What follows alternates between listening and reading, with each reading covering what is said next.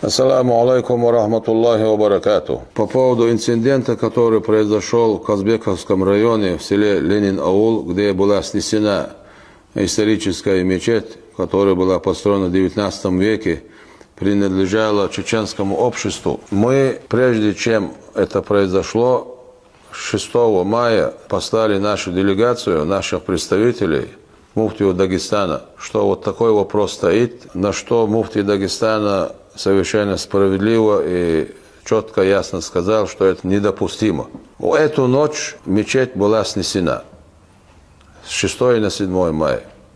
6 мая этот разговор произошел, на 7 мая мечеть снесена. Люди, которые это сделали, ослушались, во-первых, муфтия Дагестана. После этого еще раз мы послали нашу делегацию, где муфтий Дагестана, конечно же, выразил свое недовольство по поводу произошедшего. И мы договорились, иншаллах, после хаджа мы сядем и обсудим это на уровне богословов. Сразу хочу заметить, что нас призвали к этому разбирательству, дагестанская сторона. Мы приняли этот призыв, и поэтому мы сядем, будем разбираться по нормам ислама. Там будет два вопроса. Снесение мечети, насколько соответствует нормам ислама, что произошло и что дальше мы должны делать.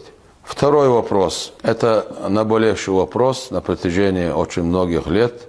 По возвращению сталинских репрессий, ссылки, чеченцы не могут заселиться в свои дома. Как председатель Координационного центра мусульман Северного Кавказа, еще хочу заметить, что это разбирательство будет не только между богословами, дагестанцами, чеченцами, а также там будут присутствовать и другие богословы со всех духовных управлений Северного Кавказа. Поэтому мы призываем наших всех братьев, чтобы не поддавались на провокацию, не сеяли смуту, не оскорбляли друг друга, потому что очень много достойных, богобоязненных, справедливых наших братьев-дагестанцев. Нельзя оскорблять нацию, друг друга оскорблять нельзя. У каждой нации есть хорошие поступки и плохие поступки.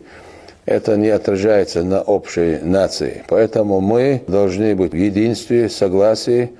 На этом заседании мы, конечно же, будем осуждать все по нормам ислама и примем самое справедливое решение, иншаллах. И надеемся, что мы все будем придерживаться этому решению. Вассаламу алейкум ва рахматуллахи ва баракату.